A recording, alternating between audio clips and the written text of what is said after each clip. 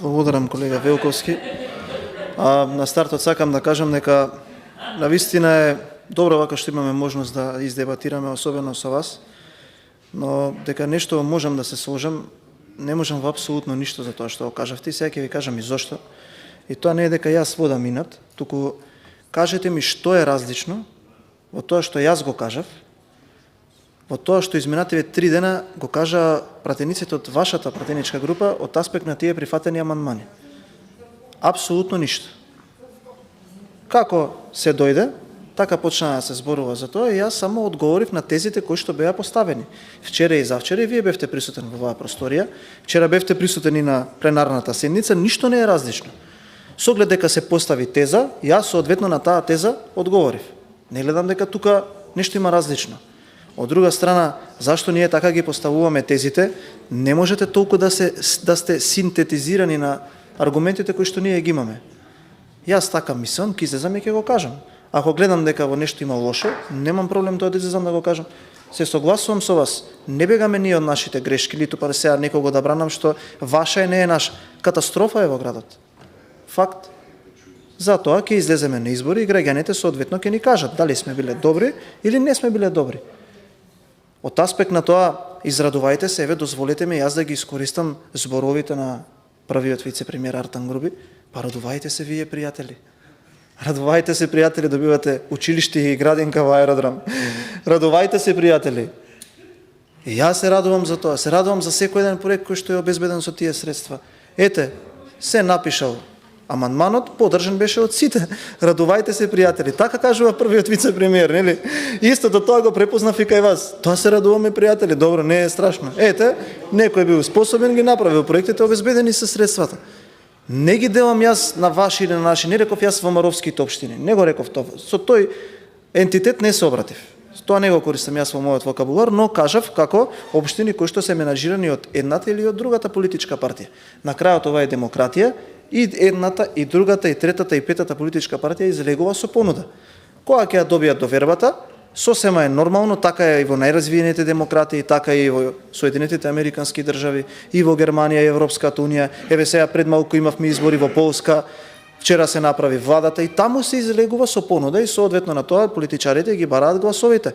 Факт е дека во овие 2 години, еве ќе кажам повторно, ќе се изразам, нашите градоначалници, од каде што ние доаѓаме, кои што менаџираат со институциите кои што им се доверени на граѓаните, покажуваат подобри перформанси во менаџирањето на институциите. И не е тоа срамота да се каже.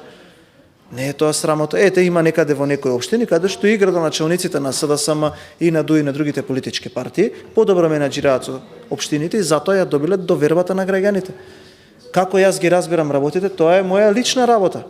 Да, се согласувам, но од друга страна, вие барем знаете најдобро, можеби од сите луѓе кои што сме во просторијата, вклучувајќи ми и мене, дека не е точна бројката за реализирани капитални инвестиции. Не е точна. Бидејќи подобро од сите нас, вклучувајќи ми и мене во просторијава, знаете дека тие средства се така затоа што се докапитализираат за ликвидност на јавни претпријатија кои што се загубари. Исто така знаете многу подобро од мене и од сите нас можеби во просторијава зошто е тоа така. Да ние може да збориме енергетска криза, економска криза, но тука постои биланс на состојби, постојат бројки. Не можеме ние да се вадиме дека последни во Европа имаме криза, па 9-ти пакет на антикризни мерки. И не е добар, трошки се. Факт е, тоа го кажам, моје мислење, господине Велковски. И имам аргументи да ви го кажам тоа. Зборуваме за 660 милиони евра, а 50 на милиони евра, 10% ќе завршат кај граѓаните само за 5 месеци. Што е тоа? Отворете ги антикризните мерки, пишете Влада на Република Македонија, имате таму пресконференции, интегрално беше објавен текстот на премиерот. Ајде да ги прочитам интегрално, сакате? Еве јас ќе ги читам, неговиот говор ќе го прочитам, ништо друго нема да читам. Ете да не биде дека сум кажал во Маровски, СДСМовски, вакви такви, директно говорот на Димитар Ковачевски, да видите дали таму во суштината и во структурата на антикризните мерки се 660 милиони. Понатаму доаѓаме до еден друг момент. Ако ние имаме 9 пакети на антикризни мерки, па значи ние не ги решаваме, не решаваме кризата, господине Велковски.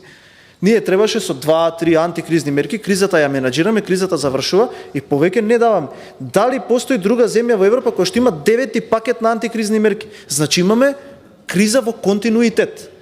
Да, добро, конфликт имаше на тлото на Европа. Во ред, ете, конфликтот се смирува. Цената на енергенсите се намалува, цената гледаме дека во сите земји во околината на храната се намалува, ФАО кажува дека цената се намалува, само кај нас ништо не се случува.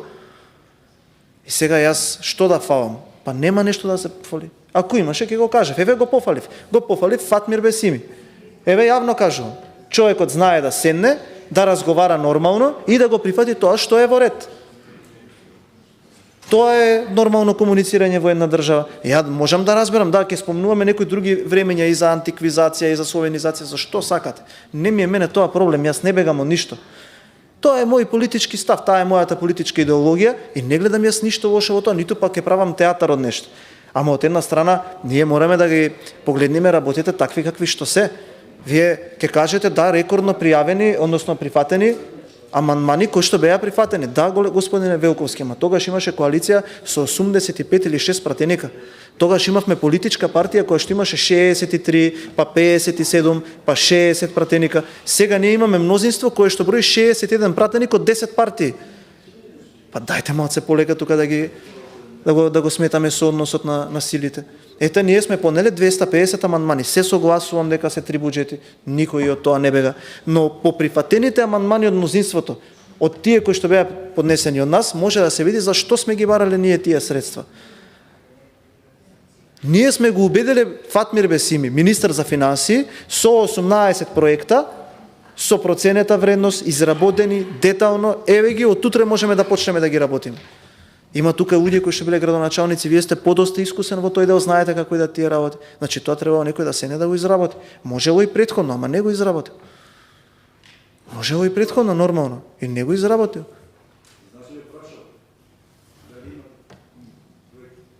Па не прашал, туку беше приморат да седне. Ете ви кажав и зошто пред една минута. Ние сме го кажале нашиот став. Ете, најдете ги амандманите, погледнете ги сите 250. Не постојат амандмани кои што не се со соодветна содржина или мотивирани од нешто. Тоа сакам да го кажам. И не ги делев јас. Јас сум горд. И еве јас кажувам лично. Јас лично потпишав амандман за водовод и канализација на улица Дижонска. Јас не бегам од тоа, немам проблем јас со тоа. Јас не ги делам луѓето. Јас само ги делам луѓето на две основи и отворено ви кажувам. На криминалци и на честни. Тоа е поделбата кај мене. И ако не ги обезбедевме овие средства 2 милиарди денари да завршат кај општините, ќе се испокрадеа парите. Факт е тоа. И тоа е мое лично мислење, но и е мнение на граѓаните. И мнение на граѓаните. Еве, сакате да зборуваме за било кое релевантно мерење на јавните мислења, еве, добро во ред, има негодување. Ја повлекувам изјавата. Ете, ќе ја кажам изјавата, ќе ја репарафразирам и ќе се повикам на изјава. Вчера американската амбасадорка, нашиот најсериозен стратешки партнер, вложивме 500 милиони долари, а се давиме во корупција. Имаме епидемија на корупција во последните 10 години. И внимавајте што ќе кажам сега. 7 години власт на СДСМ, 3 години власт на ВМРО-ДПМН. И зошто го кажувам ова? Така кажа амбасадорката. Зошто кажувам 10 години? Почитувана колешке, знаете зашто? Нека изрази еден тука и да ми каже кој во последните 7 години ги повика на одговорност тие во претходните 3 години што краделе? Ме разбирате сега што ви зборувам? Ме разбирате што како не е наша работа? А наша работа беше кога ги водевме луѓено со камери. Тогаш беше наша работа. А сега не е наша работа.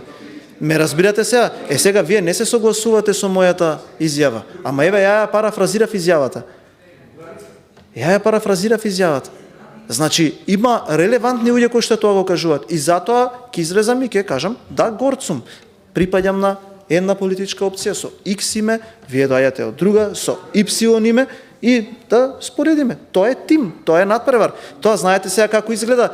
Вие имате подобро лево крило, ве молам не настапувајте од левата страна да не давате голови. Некој ја поставил подобро стратегијата, излегол на терен и еве континуирано победува. Зашто јас треба да се срамам од тоа? Нема да се срамам. Ако е некој подобар играч, ќе го пофалам. Факт е тоа. Ако некој покажува посаби перформанси, треба тоа да биде транспарентно кажано. И на крајот, навистина, не зборам ова кон вас, ова не е кон вас. Не можам. Добро, ете и вие малце ја поширивте хармониката, јас ќе си дозволам само една општа. Не можам да го разберам нивото на реакција кога некој ќе каже собствен став, а од опозицијата има став, нека критикува. И ја не мислам дека нешто е ред, ќе излезам и ќе го критикувам. Не гледам дека требам јас да бидам приморан да верувам во нешто. Не треба да верувам. Во тоа што верувам, тоа ќе го кажам. Ќе ги кажам моите аргументи, ако се подобри, граѓаните ќе проценат. Ако се вашите подобри, немам проблем да го признавам тоа. Благодарам.